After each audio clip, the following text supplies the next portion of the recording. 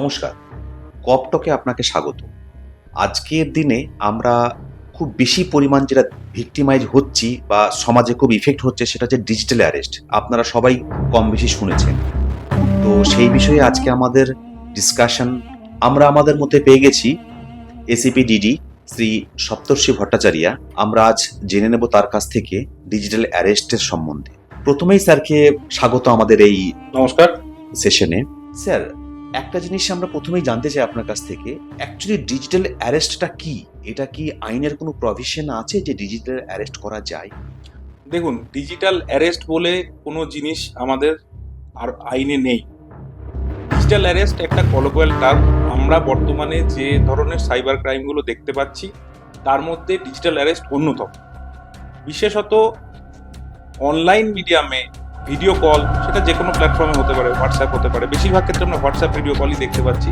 WhatsApp video কলে যারা আমাদের ভিকটিম তাদেরকে বলা হচ্ছে যে আপনি কোনো রকমের মানি লন্ডারিংয়ের সঙ্গে যুক্ত, কোনো রকমের আপনার ক্রেডেনশিয়ালস ইউজ করে কোনো রকমের ইললিগাল কাজকর্ম করা হয়েছে এবং তাদের উপরে প্রেশার ক্রিয়েট করা হচ্ছে, এবং তারা জাস্ট লাইক হ্যালুসিনেশন, তারা যা ফ্রডস্টাররা যা বলছে সেগুলোকেই একদম মানে ধ্রুব সত্য মেনে তাদের বলা কাজগুলো পরপর করছে। তাদের যাবতীয় যা সেভিংস রয়েছে, বিশেষত ডিজিটাল অ্যারেস্ট আমাদের এল্ডারলি পিপলদের হচ্ছে, তাদের যা যাবতীয় সঞ্চয় রয়েছে সারা জীবনের, সেই সঞ্চয় একটা যে কোনো অ্যাকাউন্টে তারা ল্যান্ড করাচ্ছেন এবং ফ্রডস্টারদের দেওয়া অ্যাকাউন্টে পাঠিয়ে দিচ্ছেন উইদাউট থিঙ্কিং এনিথিং। আচ্ছা, আরো একটি বিষয় স্যার, আমরা দেখি যে আমাদের কাছে কোনো ফোন কল আসে এবং তারা ক্লেম করে যে তারা কোনো দিল্লি পুলিশ বা অন্য কোনো পুলিশ, কলকাতা পুলিশ, বিভিন্ন সিটি পুলিশের নাম বলে, এবং আমাদেরকে বলা হয় যে আমাদের এগেনস্ট কোনো একটা সাইবার ক্রাইম হয়েছে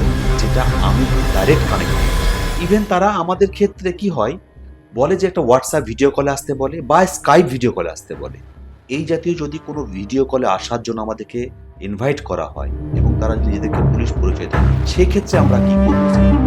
দেখুন, আমি আগেই বললাম ডিজিটাল অ্যারেস্ট বলে কিছু এক্সিস্ট করে না। কেউ যদি আপনাকে ফোন করে বলছে যে আপনি কোনো রকমের আনলফুল অ্যাক্টিভিটিসের সঙ্গে যুক্ত, অথবা আপনি কোনো মানি লন্ডারিং এর সঙ্গে যুক্ত, বা আপনার কোনো ক্রেডেনশিয়ালস ইউজ করে কোনো রকমের ক্রাইম করা হয়েছে, তাহলে প্রথমেই ধরে রাখবেন যে এগুলো এক ধরনের ফাঁদ। কারণ আপনি যদি সত্যি কোনো আনলফুল অ্যাক্টিভিটিসের সঙ্গে যুক্ত থাকেন, আপনার এগেনস্টে যা লফুল প্রসিডিংস হবে সেইটা কিন্তু আপনার লোকাল থানার মাধ্যমে আপনার কাছে অ্যাপ্রোচ করা হবে। আপনাকে ডাইরেক্টলি কিন্তু এভাবে ভিডিও কলে অ্যাপ্রোচ করা হবে না। স্যার, অনেক ক্ষেত্রে আমরা এটাও দেখে থাকি যে আমরা আমাদের মেল আইডিতে কিছু মেল পাই যেখানে সেন্ট্রাল এজেন্সির নাম দিয়ে ইভেন তাদের লোগো ইউজ করা হয় যে one arrest warrant issued against me, আমার নামে কোনো অ্যারেস্ট ওয়ারেন্ট ইস্যু হয়েছে।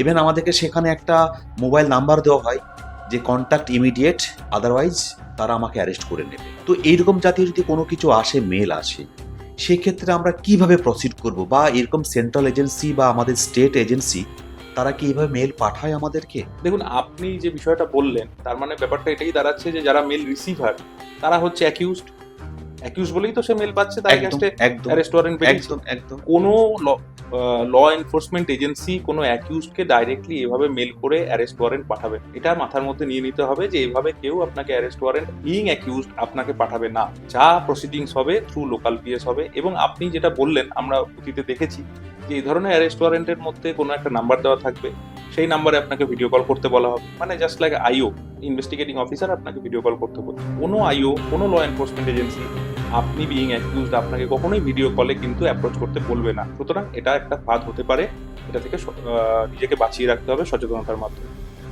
স্যার, আরেকটি বিষয় আপনার কাছে জানতে চাই।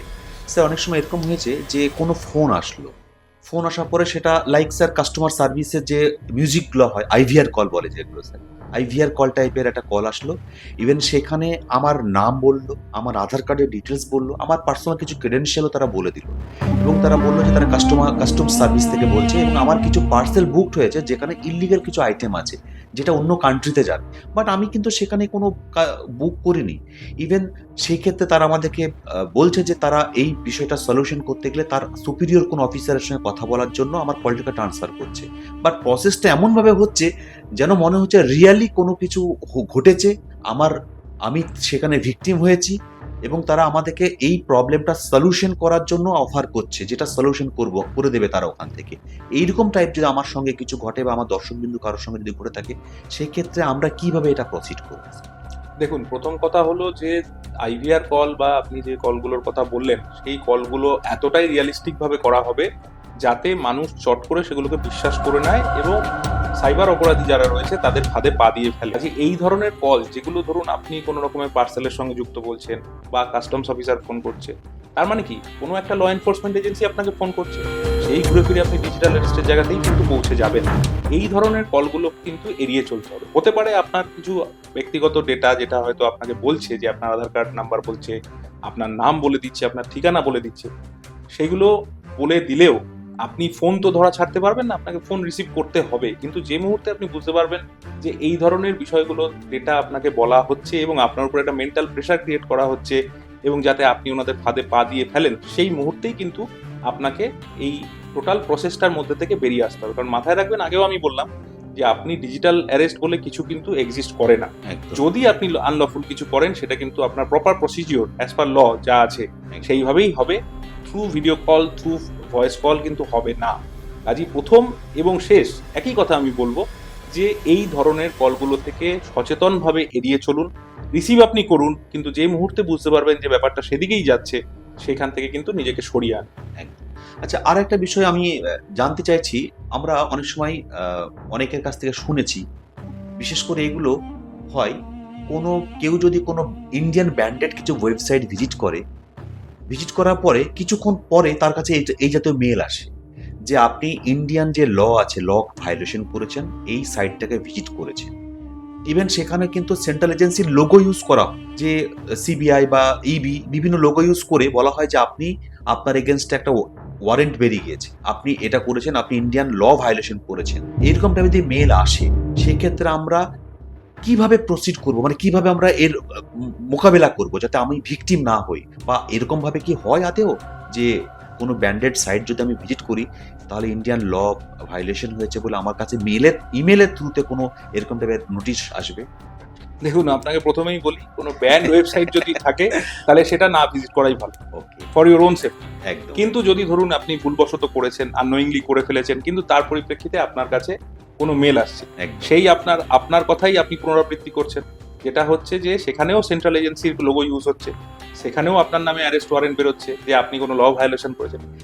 এনি ল আপনি যদি ভায়োলেট করেন, তার প্রপার কিছু লফুল প্রসিজিওর আছে, যার মাধ্যমেই কনসার্ন ল এনফোর্সমেন্ট এজেন্সি আপনাকে অ্যাপ্রোচ করবে। এভাবে থ্রু মেল আপনি যে মুহূর্তে ভায়োলেশন করলেন কোনো ল, তার মানে আপনি আইনের চোখে অপরাধী হয়ে গেলেন বা আইনের চোখে আপনি অভিযুক্ত হয়ে গেলেন। এই অভিযুক্তকে কিন্তু ল এনফোর্সমেন্ট এজেন্সি ডাইরেক্টলি এভাবে কিন্তু মেল করে কোনো ফোন কলের মাধ্যমে অ্যাপ্রোচ করার কথা বলবে।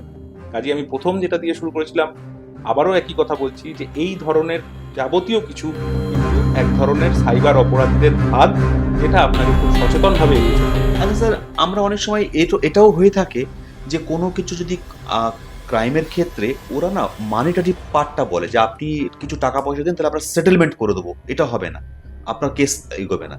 মানিটারি সেটেলমেন্ট এগুলো তাহলে আপনার কথা মতো এটা বেসিক্যালি একটা ওই মানিটারি ফ্রডের মতনই, মানে আমাকে ভিকটিম করার এটাই তো পার্ট বলছেন আপনি। ডিজিটাল অ্যারেস্ট মিনিংটা তো আলটিমেটলি মানিটারি ফ্রডের দিকে তো যাচ্ছে এটা।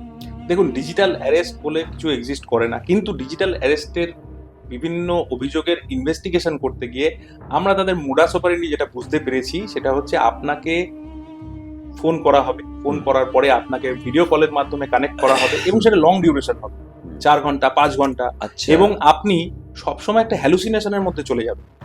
এবং আপনাকে বলা হবে যে আপনি মানি লন্ডারিং কেস অথবা অন্য কোনো এমন আনলফুল অ্যাক্টিভিটির সঙ্গে যুক্ত, যার জন্য আপনার টোটাল যে অ্যাসেটস রয়েছে তার একটা ট্রেল কিন্তু বের করার চেষ্টা করবে তারা, এবং সেই অ্যাসেটসের ট্রেল অনুযায়ী আপনার যাবতীয় যা সেভিংস আছে সেগুলোকে একটা কোনো পার্কিং অ্যাকাউন্টে রাখতে বলবে, এবং সেখান থেকে আলটিমেটলি তারা একটা অ্যাকাউন্ট প্রোভাইড করবে যে অ্যাকাউন্টে আপনাকে দিতে বলবে ফর ভেরিফিকেশন। এবং এই যেই একবার আপনি দিয়ে দিলেন, আপনার ভেরিফিকেশনও হবে না, আপনার কিছুই হবে না, এবং আপনার যাবতীয় অ্যাসেট কিন্তু আপনি জলে ফেলে দেবেন। কারণ ডিজিটাল অ্যারেস্ট যে বর্তমানে সব থেকে বড় সমস্যা সাইবার ক্রাইমের, সেটার উদ্দেশ্য কিন্তু একটি, এটা হচ্ছে মানিটারি ফ্রড। যারা ফ্রডস্টার রয়েছে তাদের উদ্দেশ্য একটি, যে আপনার যাবতীয় সম্পদ তারা কিভাবে হাতিয়ে নিতে পারে আপনার উপরে প্রেশার ক্রিয়েট করে, এবং এমন মেন্টাল প্রেশার ক্রিয়েট করবে আপনার কিন্তু তখন মনে হবে যে ব্যাপারটা হয়তো সত্যি। কাজে যে মুহূর্তে বুঝতে পারছেন যে ব্যাপারটা ওদিকে এগোচ্ছে সেই মুহূর্তেই কল ডিসকানেক্ট করুন এবং আর প্রসিড করবেন না তাদের কথাবার্তার মধ্যে। স্যার আর একটা বিষয় বলি, যদি এই বিষয়ে যদি কেউ ভিকটিম হয়ে যায় বা যদি এই জাতীয় কল যে আলোচনার মধ্যে যেগুলো আসলো, যেগুলো হয়ে থাকে কারোর সঙ্গে, তার করণীয় কি, সে কি করবে স্যার? দেখুন, আমরা সবসময় চাইবো যাতে কেউ এই ফাঁদে না পড়ে যান, তবু আমরা দেখতে পাচ্ছি এই ফাঁদে অনেকেই পড়ে যাচ্ছেন। বিশেষত বয়স্ক মানুষ যারা আছেন, রিটায়ার্ড পার্সন যারা আছেন, তারাই মূলত কিন্তু এই ডিজিটাল অ্যারেস্টের শিকার হচ্ছে। ডিজিটাল অ্যারেস্ট যদি হয়ে যায় কারোর সাথে দুর্ভাগ্যবশত, তাকে সবার প্রথমে যে কাজটা করতে হবে, ন্যাশনাল সাইবার ক্রাইম পোর্টালে আপনার যাবতীয় ডিটেলস, কোন অ্যাকাউন্ট থেকে আপনি টাকা দিয়েছেন এবং কোন অ্যাকাউন্টে দিয়েছেন, এই যাবতীয় ডিটেলস কিন্তু আপনাকে সঙ্গে সঙ্গে আপলোড করতে হবে যত দ্রুত সম্ভব। এর পাশাপাশি আপনি আপনার নিকটবর্তী থানা এবং আপনি যেখানে বসবাস করছেন সেখানকার সাইবার থানাতেও যদি আপনি যান, গিয়ে কিন্তু আপনি আপনার ডিটেলস, অভিযোগ লিখিত আকারে জমা করুন। অনেকে কিন্তু মনে করেন যে সাইবার অপরাধের ক্ষেত্রে এনসিআরপি পোর্টালে আমি আমার ডেটা আপলোড করে দিলাম মানে কিন্তু সেটা আমার ফর্মাল কমপ্লেন লজ হয়ে গেল। এটা কিন্তু নয়। আপনি যখন সাইবার ক্রাইম পোর্টালে ডেটাটা আপলোড করছেন আপনার, সেখানে কিন্তু আপনার ফার্দার মানি ট্রেলটা স্টপ হয়ে যাবে, কিন্তু আপনার কিন্তু ফর্মাল কমপ্লেনটা স্টার্ট হলো না। আপনাকে কিন্তু নিকটবর্তী থানায় অ্যাপ্রোচ করে লিখিত অভিযোগ জানাতে হবে। তার সাথে আপনি এনসিআরপির অ্যাকনলেজমেন্ট দেবেন, যাতে করে ইনভেস্টিগেশনটা প্রপারলি করতে পারা যায়। আশা করি আজকে আমাদের এই আলোচনা সবাই যে বিষয়টা আলোচনা হলো, যে ডিজিটাল অ্যারেস্টটা কি, আপনারা অডিয়েন্স যারা আমাদের এগুলা দেখলেন নিশ্চয়ই বুঝতে পারলেন। আমরা এই আলোচনাটা আমাদের মধ্যে বুঝতে হবে, আমরা আমাদের পরিজনের মাধ্যমে এটা জানাতে হবে যে এরকম কোনো কিছু হয় না। আর আমরা অশেষ ধন্যবাদ আমাদের এসিপি ডিডি স্যার সপ্তর্ষি ভট্টাচার্যকে, যে আপনি আপনার মূল্যবান সময় এবং মূল্যবান বক্তব্য দিয়ে আমাদের অডিয়েন্সকে অ্যাওয়ার করলেন। আমাদের আজকের এই পর্ব এখানে শেষ করছি। পরবর্তী সময়ে নতুন সাবজেক্ট, নতুন বিষয় নিয়ে আবার আপনাদের সঙ্গে দেখা হবে।